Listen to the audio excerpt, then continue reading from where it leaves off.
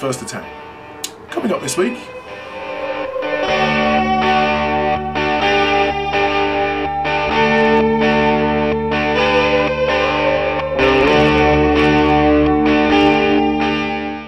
we're going to start with the National League First Division. This is the league directly beneath the Premier Division, where the winner gets promoted automatically into the Premier and the second team goes into the playoff.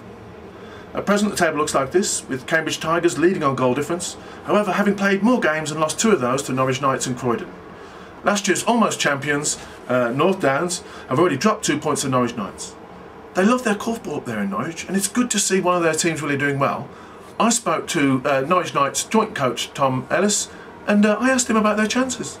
I think, well, realistically, top 2 National League. I think there's a couple of London teams that could challenge us, but Norwich Knights are now the force in the east to be dealt with. We've proved ourselves last year in Norfolk, and second year National League. We've got a strong squad of 12, and it's a really good vibe. How have you got so good so quick?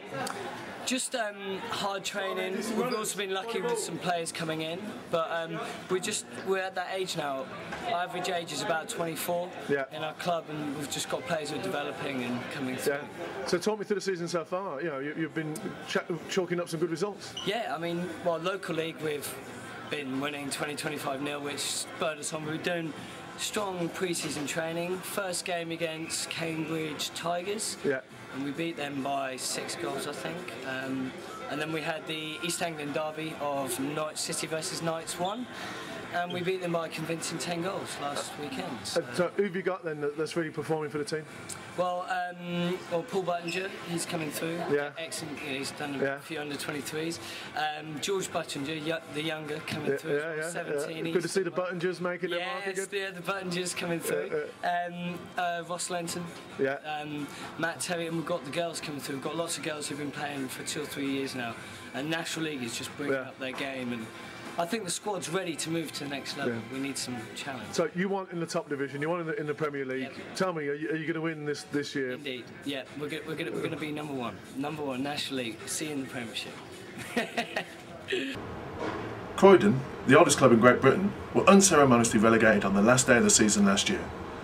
Despite a lot of talk during the summer that they might lose a few of their key players, they have managed to keep the core of their team together. And even I spoke to Croydon coach Dave Butters just after they'd just beaten Beck 2 in the Cup. I'm here with Dave Butters, coach of Croydon. How are you, Dave? You all right? Good, yeah. It's disappointing being relegated, but you took it with grace, and you managed to keep most of your players. I mean, how did you manage that? Because the club's more than just a team on the pitch. It's a good club. There's over 100 and so members now. Good social, good team spirit. And hopefully that attracts the players, and we hope to bounce back straight away this season and be in the Premier League. And that regrouping.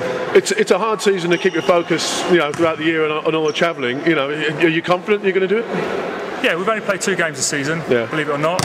Manchester dropping out of the league was a big loss. So it's just a case of organising, going back to basics, and getting the structure right. So getting used to the new plastic baskets, which the goal scoring is obviously taking time to come at the moment. We're confident of bouncing straight back with the players we've got. All right then, mate. And who do you think you see be your main challengers? It's difficult to say because I've never played in this league. So I really don't know any of the players at all. So we're just concentrating on our own game, get our own team right. Hopefully that'll be enough to progress up the table and get the points to go up for next season. Fantastic. Cheers, Dave. Bye, mate. Cheers, Tom. Croydon's a fantastic club with probably one of the best setups in the country.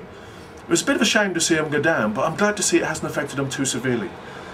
Despite being strong favourites for the league though, it's going to be a long season for Croydon, spent travelling to a lot of unfamiliar halls if they're ever going to try and get their way back up into top level. Seeing that determined look on Dave Butters' face though, makes me think it's going to be hard for Norwich or anyone else to stop them. All match results and fixtures are on the EK website, www.englandkorfball.co.uk. Now let's catch up with the last 2 weeks in the Premier League, starting with the results from the 26th of November. Nottingham played host to last year's champions Mitcham, and despite leading 10-9 with 10 minutes to go, Nottingham were unable to hold on to their lead and conceded the last 5 goals to eventually lose 14-10. Rob Mann top scored for Nottingham with 4, whilst Mitcham's Byron Atwell also bagged 4. Mitcham's Steve Green scored 3 and picked up what I think is the first yellow card of the season for dissent. It's been a tough few weeks for Nottingham, suffering 3 straight losses against the 3 best teams in the league. Quick saw off their Kent rivals Kingfishers 21-9 at Fort Pitt. Good to see under-21 hero Dan Moormer top scoring with 5 goals, hopefully showing that he's fully recovered from his concussion. And one of my favourite players, Sarah Jane Hubbard of Quick, scored a hat-trick as well. Nomads hosted Beck in a crucial bottom of the table clash, and in what sounds like a very scrappy game, the home team ran out 13-11 winners. Nomads made the most of the 9 penalties they were awarded, and were very happy to record their first point of the season, and Beck were pretty gutted not to have got more from the game. Trojans beat Invicta 19-10, with the MacDonald brothers both scoring 3 for Invicta, and the Brooks brothers continuing their assault on the top scorer table by both scoring 4 for Trojans. Last week's results in the Premier League all went as predicted, with perhaps the biggest shock coming from the closeness of the game between Beck and Trojans. A couple of the Trojans players were talking of a big spanking, however they were disappointed with Trojans only winning 13-9. The Brooks brothers were on the bench, allowing the dynamic Joe Adams to top score with 4 for Trojans, and Rob Williams contributing a nice couple of runners. Mitcham beat Kingfishers 18-6, with Mitcham and England player Karen Sparrow getting a double hat-trick, and fellow international Ross Bauer scoring 3. Quick beat Nomads 12-4, with Luke Francis top scoring for the Kent team with 5. So before we preview the Mitcham Trojans game, let's have a look at the standings in the National League Premier League table. Nottingham are still languishing at the bottom of the league, but will surely earn their first points when they host Nomads this weekend. Kingfishers play Invicta in the Big Kent Derby. This is a game that Kingfishers will definitely have targeted, and Invicta will need all of the goals that the MacDonald brothers can muster if they are to make sure that they don't get drawn into a relegation battle. Quick play Beck at Fort Pitt, and expect to see a determined effort from Quick to try and keep up the pressure on Trojans and Mitcham and keep this year's league a 3-horse race. In the most important match of the year so far in the Premier League, last year's champions Mitcham host this year's most fancied team Trojans in a match that we played at Trinity at 11:45 on Sunday. Veteran referee Bobby Allen is going to have his hands full controlling the league's 2 top teams in a clash that they both want to win desperately. Mitcham have only used 10 players in the league so far, and 7 of those are current senior England internationals, with 2 young stars from the under-19s thrown in. With Dean Woods potentially still injured, their starting 8 is likely to look like this. Mitcham are coached by Colin Boyes, who for many is the best English coach around. They've got plenty of scoring power too, in the form of Steve Green and Karen Sparrow, who are Mitcham's lead scorers, and all of their starting players have contributed at least 4 goals this year. After a disappointing performance in the Europa Cup qualifier, Mitcham overcame a potential banana skin by beating Quick 11-9 away in the first game of the season. Since then they have won comfortably, with 1 question mark over their performance at Nottingham. Trojans are coached by Gary Brooks, who took over from Rob Williams at the beginning of the year. There's a feeling in the club that after dominating the under-23 championships in recent years, their time has eventually come. They've clocked up a total of 70 goals in 4 games and have pretty much cruised through the early part of the season. They've been playing a rotation amongst 6 boys, but that hasn't stopped the elder Brooks brothers, Matt and Dave, from scoring 27 goals between them already. Expect Trojans girls to look like this, with Joe Adams, Catherine Goodridge, Leah Matthews and Louise Locke or Kerry Sargent. And the boys, Matt Brooks, Dave Brooks and Rob Williams are in for sure as far as I'm concerned, with Tony Woodvine, Chris Bice and Steve Waller fighting it out for the last place.